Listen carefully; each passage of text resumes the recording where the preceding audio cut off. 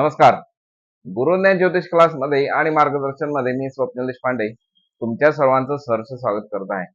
आज आपण विषय घेऊन आलेलो आहोत की 10वी-12वी नंतर आपल्या मुलांचं काय, म्हणजे कोणत्या करिअर मध्ये त्यांना म्हणजे कोणतं करिअर निवडण्याचं त्यांना मदत करायची आहे, हे आपण आजच्या व्हिडिओतून बघायचं आहे. आपल्याला माहिती आहे की कुंडलीचा उपयोग हा मुलांचे गुण ओळखण्यासाठी करायचा आहे आणि ते मुलांचे गुण आपल्याला कुंडलीद्वारे समजतात सुद्धा.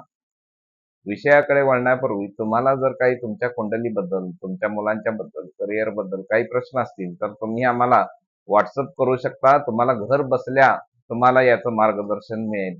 फोन नंबर या ठिकाणी आहे 98 22 11 94 72.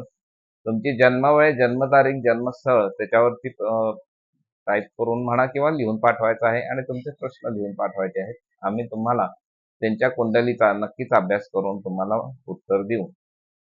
वळूया आपल्या विषयाकडे. या ठिकाणी आपण बघू शकतो कुंडलीमध्ये हे 12 अंक लिहिलेले आहेत. प्रत्येक घरामध्ये म्हणजे प्रत्येक घराचा कारक हा वेगवेगळ्या साठी आहे. म्हणजे पहिलं स्थान व्यक्तिमत्वाचं आहे, दुसरं पैशाचं धनाचं स्थान आहे, तिसरं पराक्रमाचं स्थान आहे, चौथं कुटुंब, आई या ज्या गोष्टींचं स्थान आहे. तसंच 5वं स्थान हे शिक्षणाचं स्थान आहे. हे 5वं स्थान आहे.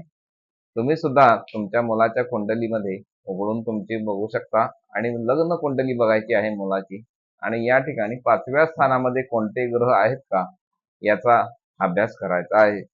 तर 5वं स्थान हे शिक्षणाचं स्थान आहे आणि 10वं स्थान हे करिअरचं स्थान आहे. असं होऊ शकतं की मुलाने शिक्षण घेतलं एक आणि करिअर करतो वेगळ्या पद्धतीचं. असं अनेक वेळा होतं. म्हणजे काय, समजा शिक्षण जर कॉमर्समध्ये घेतलं आहे, आपण काय म्हणतो की कॉमर्समध्ये घेतलेलं आहे म्हणजे बँकेमध्ये नोकरी वगैरे असे योग भविष्यामध्ये असतात. परंतु या ठिकाणी समजा तो तोच जर विद्यार्थी कॉमर्स शिकून जर प्राध्यापक सुद्धा होऊ शकतो.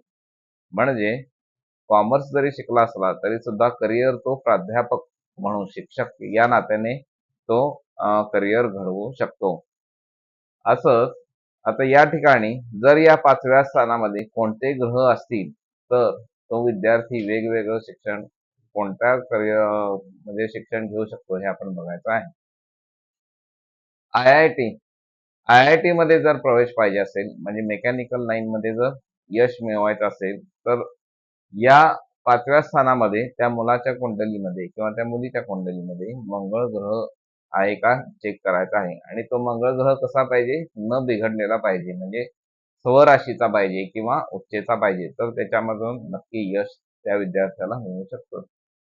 पीएचडी किंवा सीए असे जे करतात त्यांच्या कुंडलीमध्ये गुरु आणि बुध हे त्यांच्या कुंडलीमध्ये 5व्या स्थानामध्ये शक्यतो असतात. म्हणजे उच्च शिक्षण जर सीए हे उच्च शिक्षण धरलं जातं. पीएचडी ज्यांनी घेतलेली आहे त्यांच्या कुंडलीमध्ये हे बुध आणि गुरु ग्रह असू शकतात. त्यानंतर आर्ट, कला क्षेत्रामध्ये जे करिअर करू शकतात, आर्किटेक्चर या गोष्टींमध्ये जे करिअर करू शकतात, त्यांच्या कुंडलीमध्ये चंद्र आणि शुक्र हे 2 ग्रह असू शकतात. म्हणजे दोन्हीपैकी एक किंवा दोन्ही असू शकतात. त्यानंतर नीटची परीक्षा, सध्या आपण घोळ बघतच आहोत नीटच्या परीक्षेचे.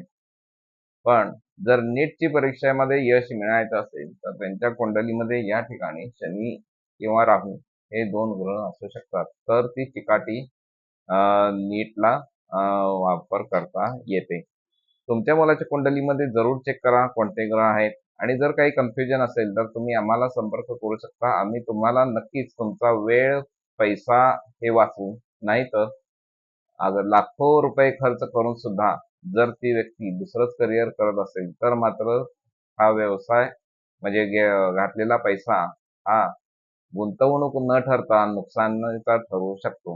व्हिडिओ आवडला असेल तर लाईक, शेअर, सबस्क्राईब नक्कीच करा आणि ज्यांची 10वी-12वी मुलं नुकतीच पास झालेले आहेत त्यांना मात्र नक्कीच हा व्हिडिओ पाठवायला हरकत नाही. आणि तुम्हाला तुमच्या कुंडलीबद्दल काही प्रश्न असू दे तुम्ही आम्हाला विचारा, आम्ही तुम्हाला नक्कीच मार्गदर्शन करू. नमस्कार.